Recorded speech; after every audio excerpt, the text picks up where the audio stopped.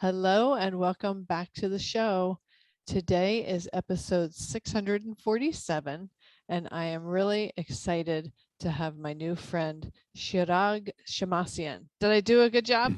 Yeah, it's very good. Okay, Thank you. awesome. So, Dr. Shirag is the founder of Shemmassian Academic Consulting and one of the world's foremost experts in higher education admissions, in particular medical school. He has found his professional calling helping people achieve their educational and career goals. Welcome to the show. Thanks for having me.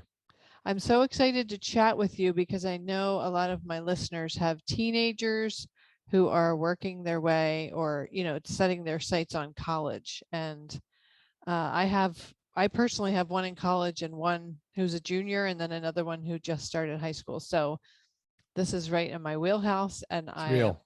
always interested to chat about it. Yeah, absolutely. It's such a high stress time for so many families and Whew. for parents, we often have dreams of where our children will, receive their education, what careers they'll pursue and you know, when it comes to preschool and kindergarten and junior high and high school and all these kinds of things, usually we have a decision about where they attend. Right. But when it comes to college, it's the first time for most people where someone else decides whether or not they get to attend there. So it's a whole different experience. And sometimes it could be a little bit rattling. You have your expectations and your expectations sometimes aren't met and just leads to a lot of reflection and thinking through, what the next steps are for your life. So it's a stressful time and I'm eager to get into it.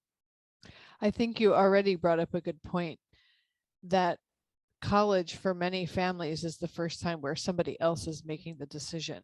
Mm-hmm. And, you know, at first glance, you might think an admissions team is Yeah. making the decision for where the child will go.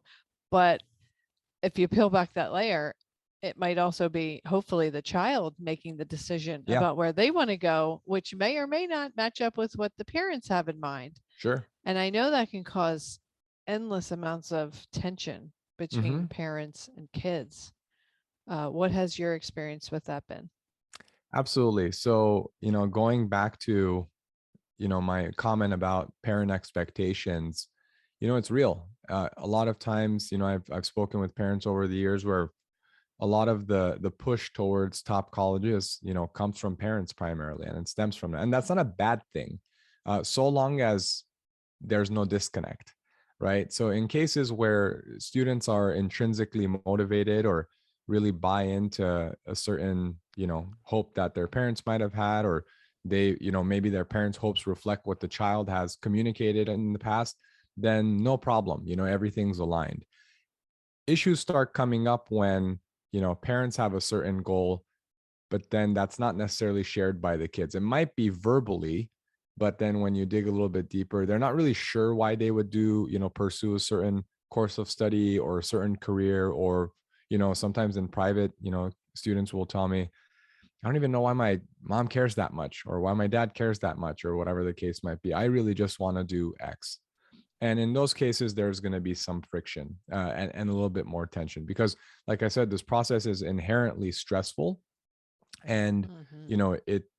it sort of reflects what our expectations and hopes are for our kids, maybe even the way that we want to be viewed by other parents in our community. If our kids get in, it's sort of like a you did a good job parent, or I work with a lot of parents who are immigrants to this country, and it's really a reflection of like, oh, my child got into a great school, they're going to be fine, we did okay here in this Mm-hmm. new place.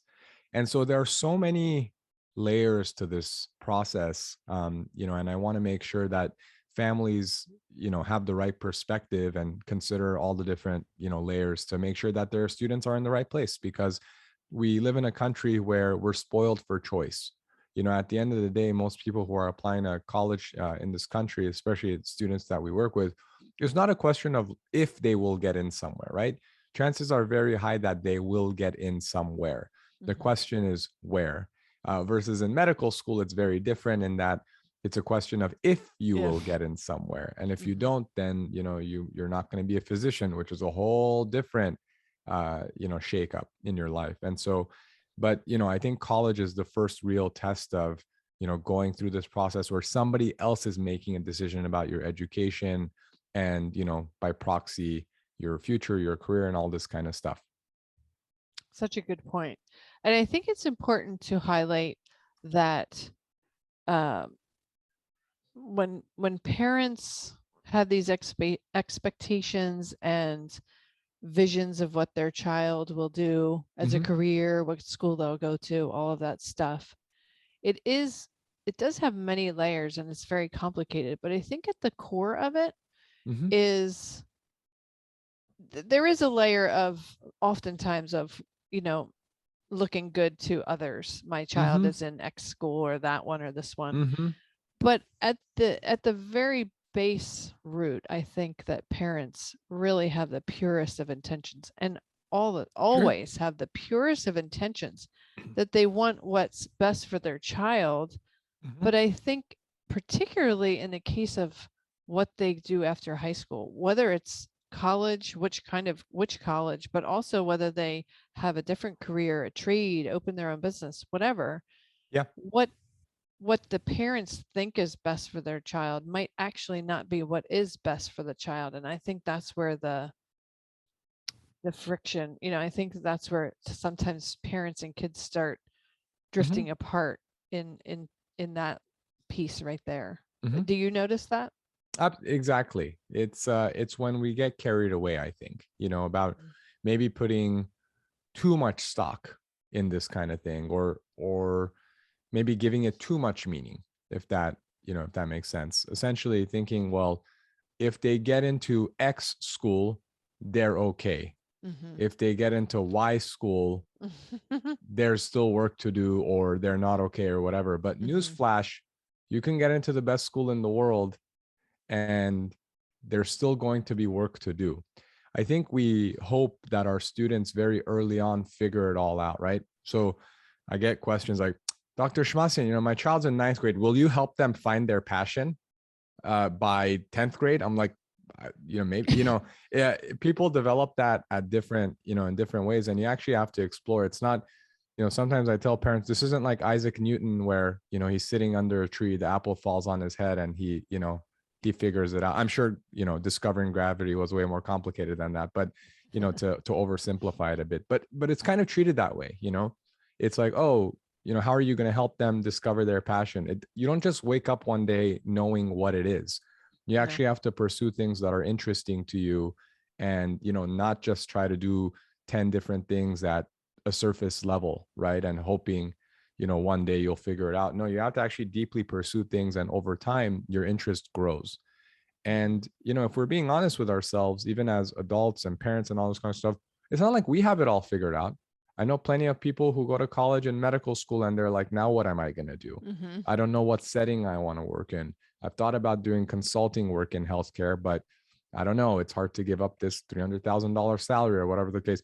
So it's not a situation where, at 15, you got to figure it out. You just, smoothly tread down this path and then everything is gravy. It doesn't work that way. And so resetting expectations, I think, is important. And, seeing ourselves and our kids as works in progress, I think, is a healthy way of looking at it.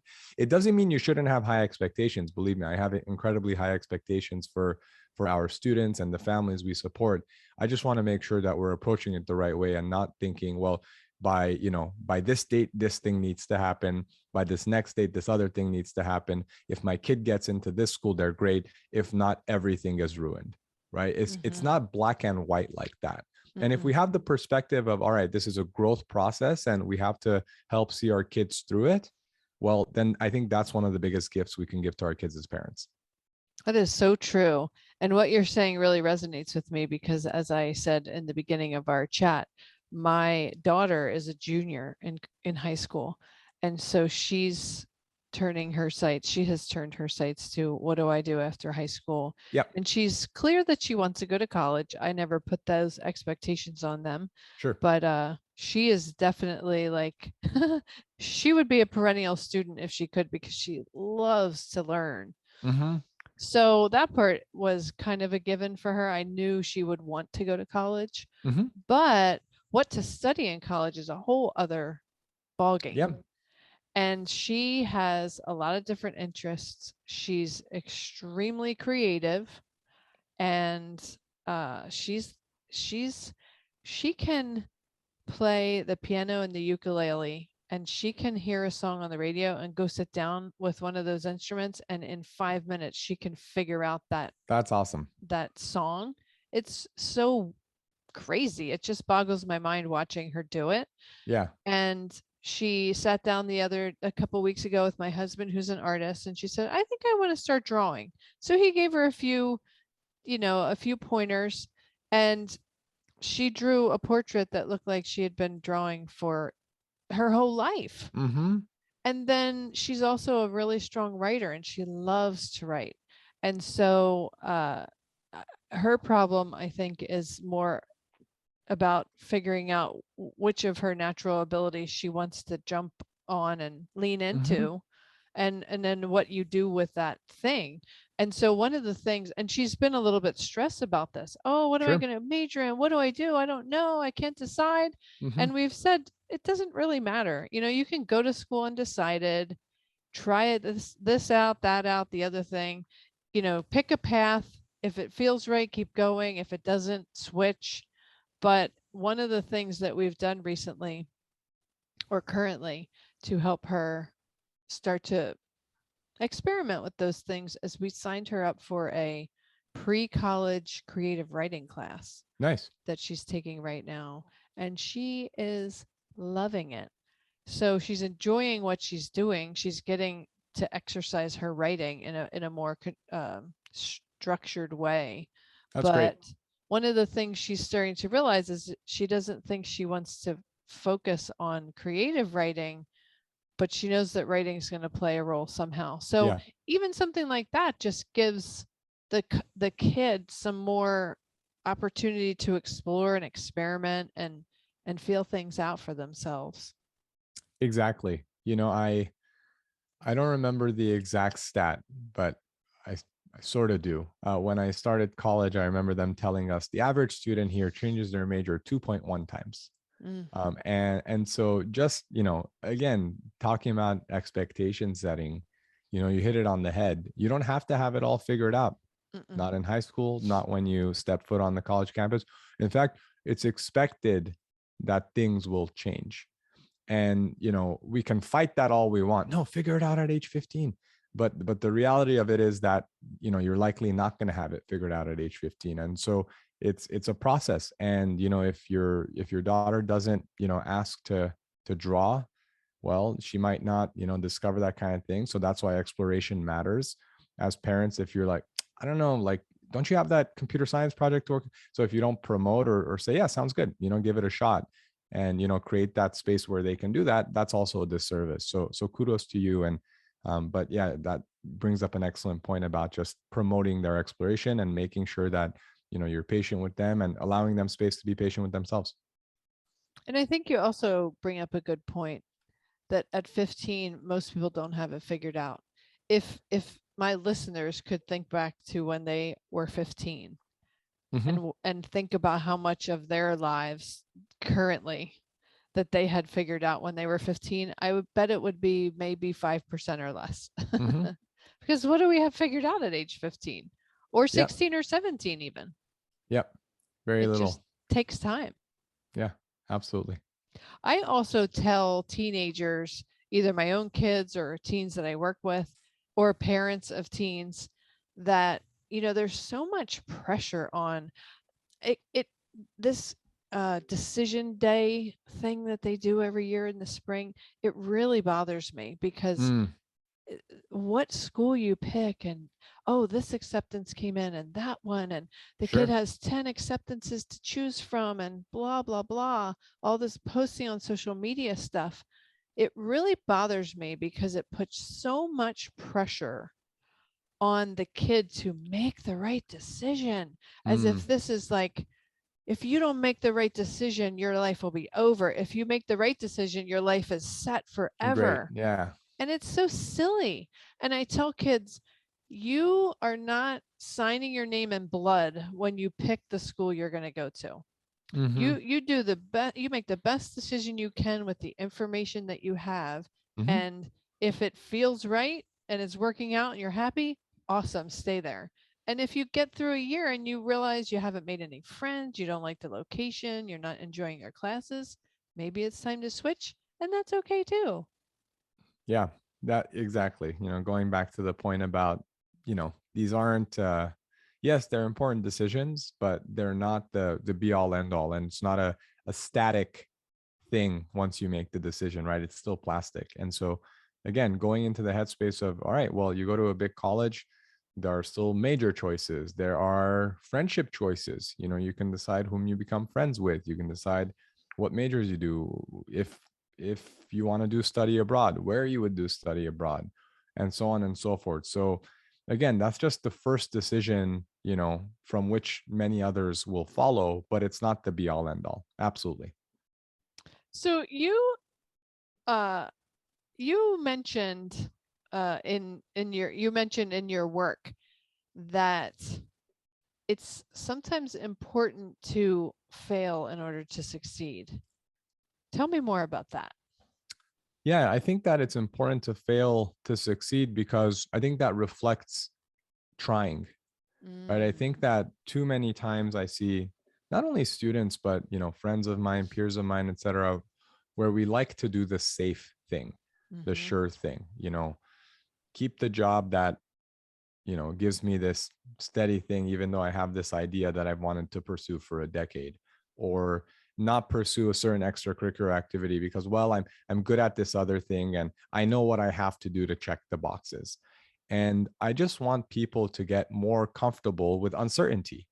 And I think this is sort of the theme of our whole conversation, and where, a lot of times, as parents, we're trying to steer our students towards what we believe gives them more certainty, right? Do the extracurricular that we know you're pretty good at least, and do the kinds of work in school and outside of school that you are certainly good at, because I think that's going to put you on the path for college X, right? I think that's going to give us certainty. Do the major, do the job, all this kind of stuff that gives us certainty. But people who aren't failing routinely, I think aren't trying hard enough and aren't pushing themselves hard enough. And I think we've, in our culture, unfortunately, I'm seeing a big trend towards this kind of safety, going for assurances and all this kind of stuff, because we're worried about our, kids, how do you say it, their own self-concept. We're so afraid of letting our kids, fail or do something wrong or whatever the case might be. But in fact, I think we're just doing the opposite, where we're not allowing people to build resilience. And then in life, inevitably, when they do experience a failure, they go to college, their first term, they get a B, they panic. They have a 3.6 GPA and getting into med school is harder. They panic. They don't get the job. So, the more you obsess over certainty, the more rattled you are when things don't, work out exactly as you'd planned. And so I think that we have, I think that builds fragility rather than resilience. And so mm-hmm, I'm constantly pushing people to, to go for things, even if they don't think that they're going to be incredible at it, because mm-hmm, sometimes they're wrong and they will be incredible at it. And if they're, I just want to show people, hey, you might be right that you're not going to be great at this thing, but at least try it out and know for sure, rather than think, rather than avoiding to doing stuff because you think it's not going to work out. Well, mm-hmm. that's a self-fulfilling prophecy. You're never going to find out. And I promise you, you'll be dissatisfied at some point later. You'll wonder, what if I had tried X when I had the time, the opportunity, etc. And so that's what I want to instill in people. What is the worst that can happen if you try? That school is maybe considered a reach for you. What's the worst that can happen? They say no, fine. You're in the same spot. Oh, that scholarship, it's really competitive. Okay, so what? Photography, yeah, maybe you're not okay, no one's born with a camera in their hand knowing exactly how to take a photo. But this expectation that it has to be clean, it has to be certain, it has to be all this kind of stuff, because oh boy, like, God forbid that that my child, gets it wrong, or, has a hard time with it, and so on and so forth. Like just this morning, I have a 3.5-year-old son who loves doing puzzles. And recently he went up from like the, 20, 25 piece size to around the 50 piece size. And he had done a puzzle, several times. And this morning, for some reason, he said, "Come help me. I can't do it. It's too big." And I said, "No, I'm not going to help you. You can do it. It's not too big." And then he just did it.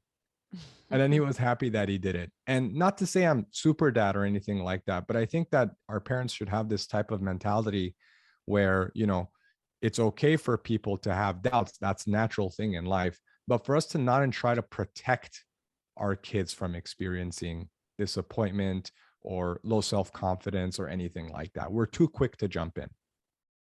It is true. And parents do tend to be quick to jump in. And again, it comes from that pure intention that we want to help, we want what's best for our child.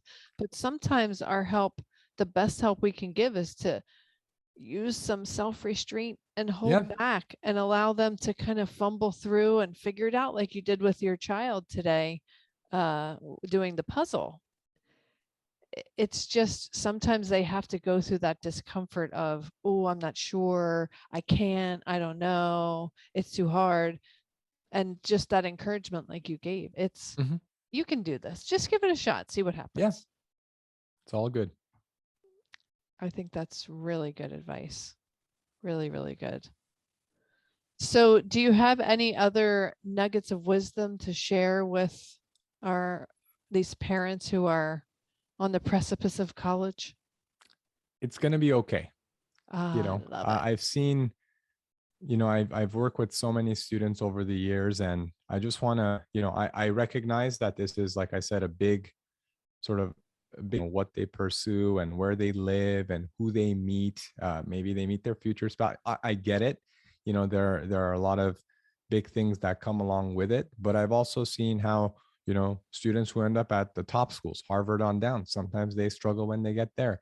Other students who, go to a program that wasn't their first choice, and they blossom because, my parents always said, this is a bad Armenian translation, but I'll say it anyway. It's wherever you put the good ones, they'll do good.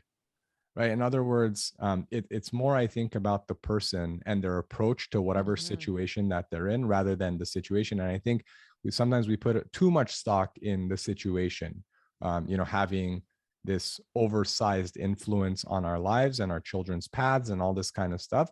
But I think that if you develop your child to build resilience and perspective and flexibility, I actually think that's going to pay more dividends than the school they end up at. And so that's my encouragement to families. I'm not saying don't push hard. Again, I have just as high expectations as most people, if not higher, but I also want to make sure that we're not sort of being overwhelmed by its influence. I couldn't have said it better. That was a perfect way to summarize what we've been talking about today.